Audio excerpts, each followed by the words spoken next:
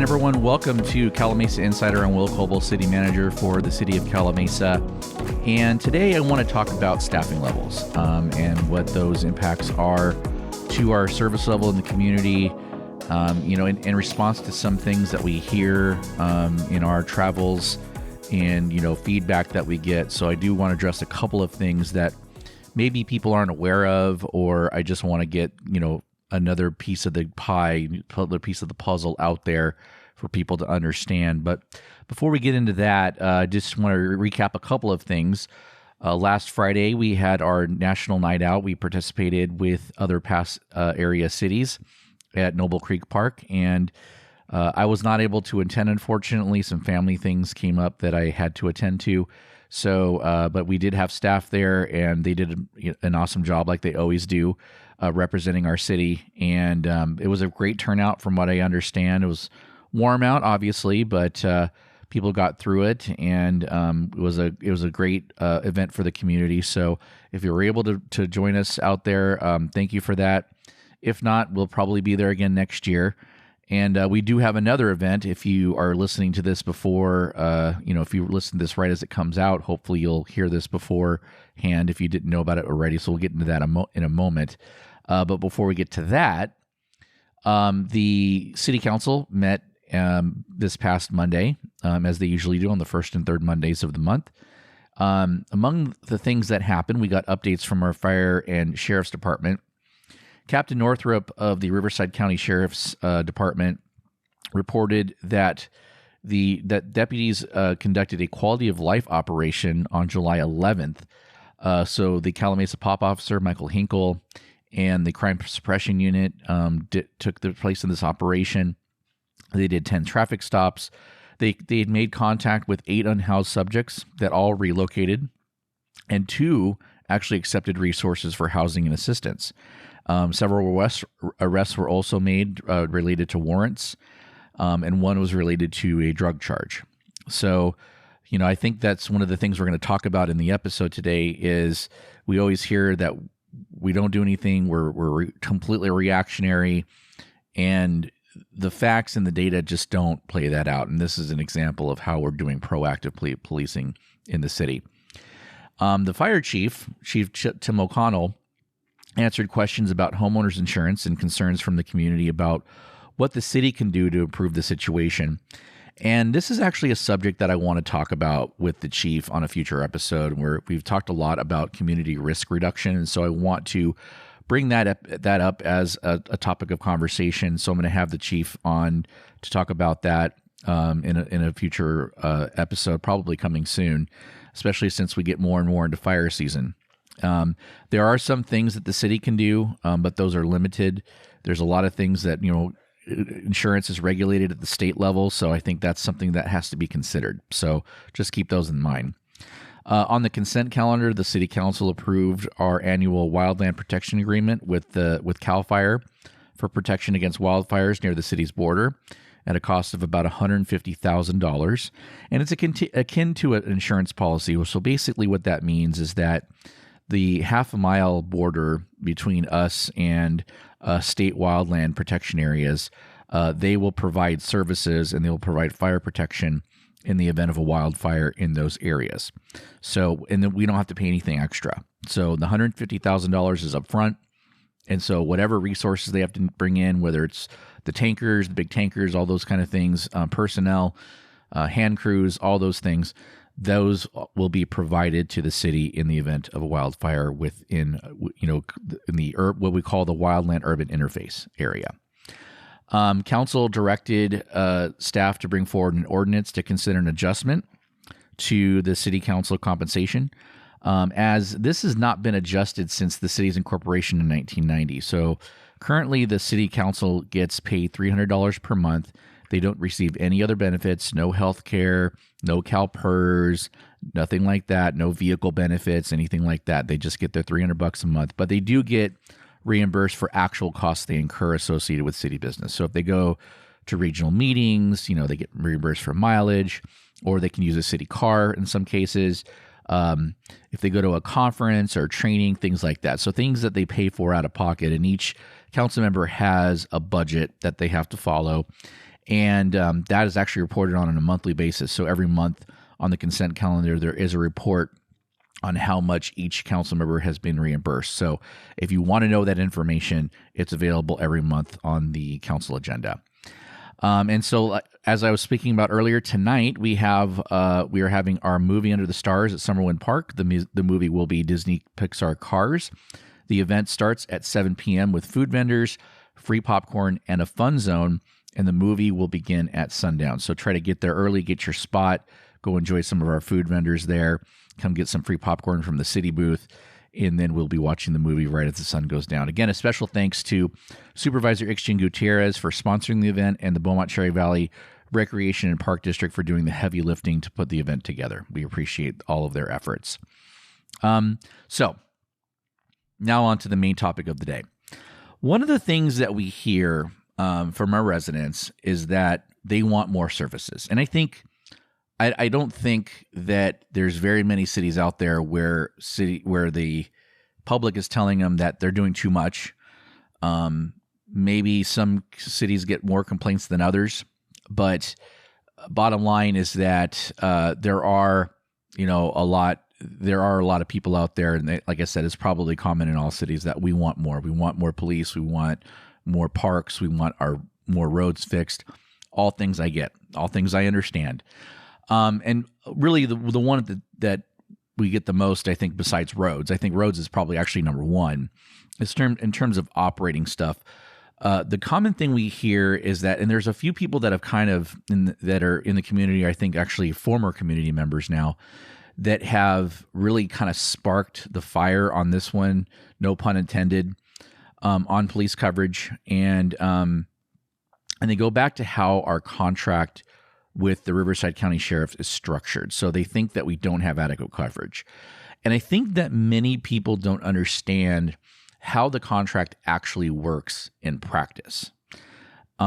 We have access to additional deputies when it's required for violent calls, and it's not like they have to call them from home and get them here, right? It's other areas that are, other adjacent areas that are also served by the Riverside County Sheriff's Department. They're able to move their resources around where they're needed. And we then get billed for that. And we do budget for a certain amount of overage on our quote unquote standard patrol. Okay. And by the way, our police services budget for fiscal year 25, the current year we just started, is $2.8 million. So it's not like we're skimping out on how much we're paying for sheriff's coverage. It's a significant part of our budget.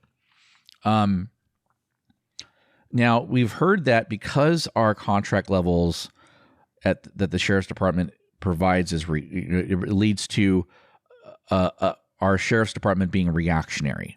But the data doesn't really match up to that. And I talked about the quality of life operation that they conducted last month. And also there's this stat. 43% of all calls generated in Calimesa last year were officer initiated. So if we were in the situation that people say we are, where it's completely reactionary, that our deputies are overwhelmed, this number would be substantially lower. They wouldn't have time to do officer initiated calls. So when you get to a level that high that the calls are initiated by an officer, they see something, they stop because they're patrolling around, and they see something and they make a stop, or they make an inquiry, or they go to a business, something like that. Officer initiated calls. That's a very high percentage. So that tells me that, and that tells the sheriff's department that the coverage that we have is more than adequate. Actually, they're actually doing proactive policing. And the city hosted a public safety workshop with the city council back on April 29th, 2024. It was a public meeting, and that explains it further. Our former Sheriff Captain Evan Peterson did a really good explanation as to how everything works. So I'm going to link to that in the show notes, to that workshop. That was, again, a public meeting. It's recorded, so I will link to that program or that video so that you can watch it. If you have not seen it, I really highly encourage you to watch it. It does give you very good insight into both our police and fire services and some of the things we're trying to do to be even more proactive in the community than we already are. So one of the things we've shared is absent of development, the major revenue categories, those being property tax and sales tax, due to circumstances outside of the control of the city, grow slower than the cost of providing services. We've gone over that in a few episodes when we did the reality series, episodes 14 through 17. We talked about that extensively. So I'll just give you an example. Our sheriff's services contract is forecast, went up 4.5% in fiscal year 25. So our costs compared to fiscal year 24, our costs are going up 4.5%. Our rate that we pay is going up 4.5%, we estimate, which is lower than our projected growth in property tax and sales tax. And that's the vast majority of our revenue. So in order to provide these services, or at least enhance these services, the next thing people usually say is that we need to cut other things in order to fund those services. Okay. Well, that would be even more challenging in Calimesa than it would be in other places. And I'll tell you why. We're probably one of the most lean organizations, public sector organizations in the state. I think that is a very, very fair statement. We do have 36 employees, but 21 of them are within the fire department. So we have our own fire department. So 21 of those 36 employees are within the fire department. Our fire department budget is $3.4 million, and we have a total of 6 suppression personnel working 24 hours a day, 365 days a year, separated into 3 shifts. So that means 18 of those are suppression staff. Then the other 3 are the fire chief. We have he has an executive assistant that basically does all the admin work for the entire department. And we have a deputy fire marshal that is doing our fire prevention program. So that's it. That's all we've got. And this same level of service, if we were to contract with CAL FIRE, if we were to continue to contract with CAL FIRE like we did before, and we wanted this level of service, the cost would be roughly about $4.6 million. According to looking at contracts for other cities, using their rates for each of the positions, and then looking at the positions that we have, plugging them into the equivalent positions of CAL FIRE, that's what the cost would be, roughly. So that leaves 15 employees at City Hall. So that includes myself. We have our deputy city manager, Darlene Gertis, who also serves as our city clerk. The city clerk is a legally required position. Every city is required to have a city clerk in the state. We have a deputy city clerk, 2 office assistants, because they manage all of our records. They manage mobile home rent control. They manage HR, risk, IT. That's everything that Darlene does with the assistance of the people that are under her, the deputy city clerk and the 2 office assistants. We have 3 people in our finance department. We have 2 people in our planning department. And we have 5 public works crew members. And that's all. That's all we've got. In our public works crew, those 5 guys, actually it's been 4. We added a 5th in the budget, which we're in the process of recruiting for. They take care of our streets, our storm drain catch basins, our city facilities, vehicles, park maintenance, anything that has to do with any type of physical asset that we have in the city. They're the ones taking care of it. Our budget also is one of the most detailed of any I've ever seen. So we present the budget at a line item level, and then each of those line items have further details. So you can see exactly where your money's being spent in our budget. So you can go in and see, oh, look, we need to get a Adobe Pro license for this position because we have to do things with Adobe, for PDFs, things like that, for document management, those kind of things. Like we get down to that level of detail that you can see in our budget. So there's nothing to hide, and there's nothing you can go in and see exactly where your money's going. We do contract out for some services such as Public Works Administration, CFD landscaping, engineering, building permits and inspection and code enforcement. I don't think, Senior Center, also Family Services Association runs the Senior Center, so we pay them to do that. Some have told me, UKIPA, they've got a Parks and Recreation program, and they incorporated at the same time as you did. So why don't you guys do anything for the city in that regard? Well, UKIPA had a couple of advantages. Number one, They're 5 times the size of our city population-wise. And in a corporation, they had over 30,000 people. That's 35,000 is about what our build-out is. We're at 11,000 now. When we incorporated, we were at about 6,000. So that's one reason. And two, they inherited the Yucaipa Parks and Recreation District from the county when they incorporated. So they already had an apparatus, a structure in place before they even became a city. And they also inherited the property tax revenue that district was generating or bringing in. So that district has allocated a certain amount of property tax, and Yucaipa inherited that property tax to continue running their Parks and Rec program. So they were set up from day one to have that kind of thing. So speaking of which, let's compare staffing levels in our neighbor cities along with their general fund status, so where how much revenue they bring in. Let's start with Yucaipa. Their general fund revenue for fiscal year 25 is projected to be $35.8 million. And by the way, ours is just a hair over $10 million. So we're about $10.1 million in our general fund. So they've got $35.8 million in general fund revenue. Their city manager's office has 5.6 FTEs assigned to it. And so what I want to be clear is one person's time can be split among multiple departments. So this, for example, in Yucaipa, 95% of the city manager's time is allocated to the city manager's office. The other 5% is allocated to their successor agency for their redevelopment agency. So, and that's something that a lot of cities do. They will split up time. The same person may have 25% of their time in one place, 50% in another, and 25% in another. So they split it up that way. Their community development department has 12 and a half people. Plus, they outsource for some services similar to what we do. We have 2 FTEs, 2 employees that work full-time in our planning department. Plus, we contract for a part-time permit tech, a part-time building official, a part-time building inspector, and a part-time code enforcement officer. Their community services department has 16 people. Now, for the community events that we do, existing staff, with the help of our public works contract staff, absorb these duties. So they do those things in addition to their normal duties. Their public works department has 27 and a half people. We have 5 plus 2 contract staff, and then we do have our city engineer as well. That's a contract employee. And he's not really an employee, he's just a contract. We contract with his firm to provide those services. The finance department has 12.7 FTEs. We have 3. And their general services, which absorbs HR, city clerk, and IT, they have 8.3 people. We have 4, and we also outsource our IT services.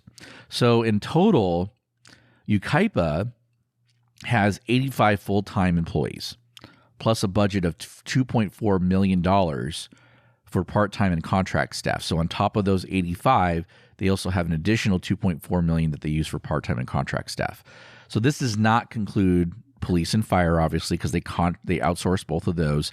So our equivalent is the 15 full-time employees that I talked about, plus roughly $400,000 to $500,000 in outsourced staff. And they also outsource for their city attorney, as we do.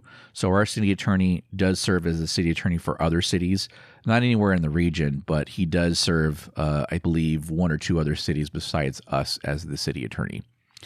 Looking at Beaumont, their general fund revenue is $68.1 million. Now, Beaumont and Yucaipa have almost identical populations. So why is there this big disparity? One word: Amazon. So they have a total of 201.25 full-time equivalent positions, of which 98.5 is in the police departments. They also have wastewater responsibilities and a transit system. So without the police department, it's 102.75 FTEs, but there are some in those other areas that we don't have. I didn't analyze it close enough to see where those functions and what the FTEs are in those functions. But I did look at one metric, and that was they have 22 FTEs in grounds maintenance and 9 FTEs in street maintenance. That's 31 FTEs, to which we have 5 doing the same type of stuff here in Calimesa. So obviously it's a smaller scale, but I think the disparity is pretty clear. we don't really have anywhere to cut there, I guess is my point. The general fund revenue for Banning is $35.5 million, and Banning had 206.25 FTEs as of fiscal year 23, but they also have their own police department, water department, wastewater department, transit system, and electric utility. So when you take all of those things out, I looked at all of those things and I was able to back them out.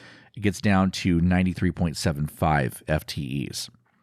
So again, the comparisons are difficult sometimes because it's not apples to oranges, but the bottom line is that I think it's clear. While our quantities of the work, the amount of work that we have to do is not as large as some of our neighbors because we're smaller, but just because we have a smaller population doesn't necessarily mean that we have smaller infrastructure, right? We don't have as much infrastructure. We may have a closer amount because we still have 14 square miles, a lot of which is undeveloped at this point. But there are still things that we have to do that they have to do, and we just do them with a very small staff.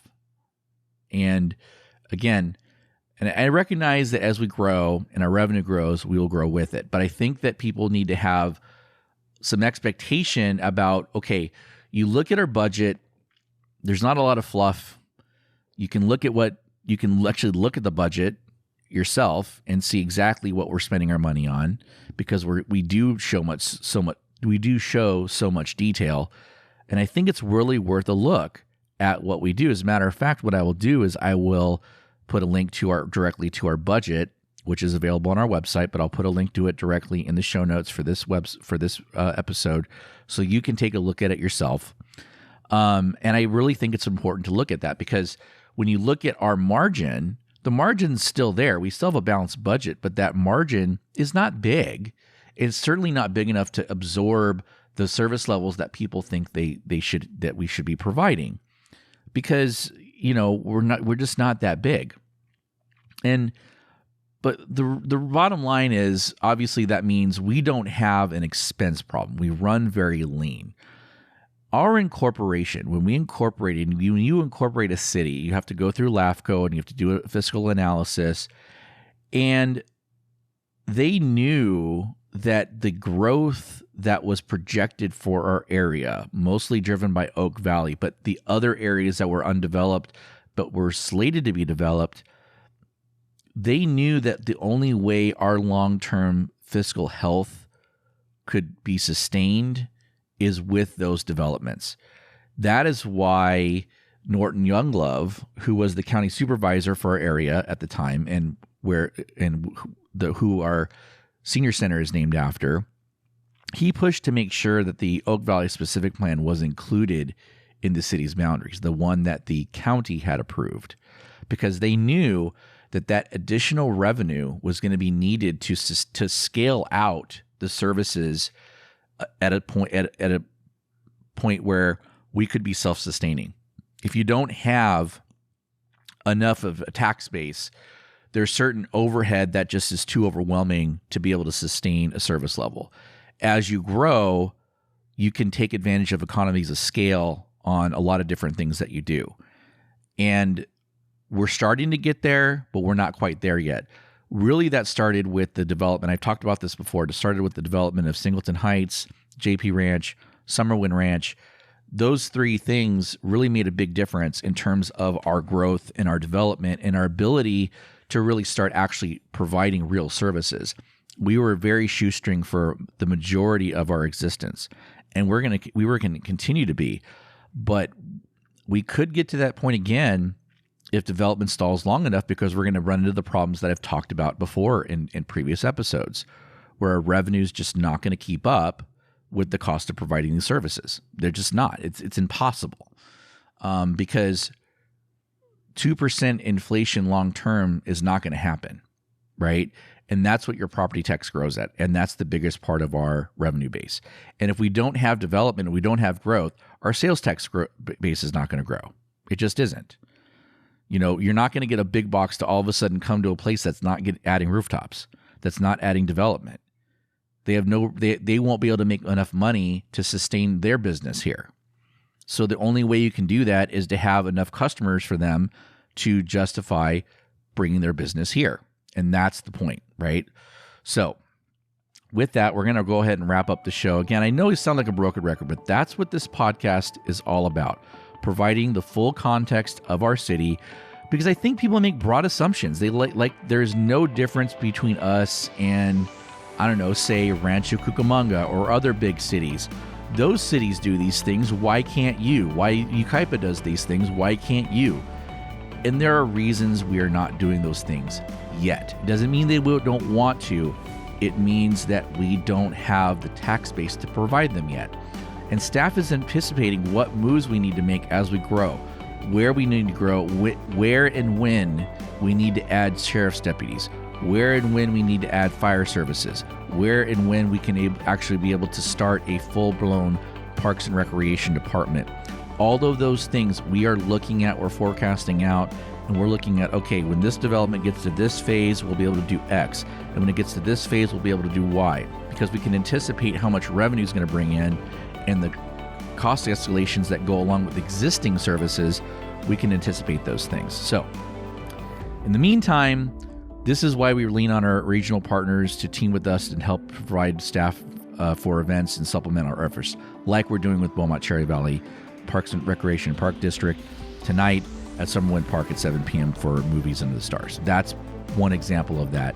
So, and our next City Council meeting will be on Monday, August 19th at 6 p.m. But we will have another podcast before then. Until then, I hope you have a great week, and I will talk to you again next Friday. Take care. Thanks for joining us.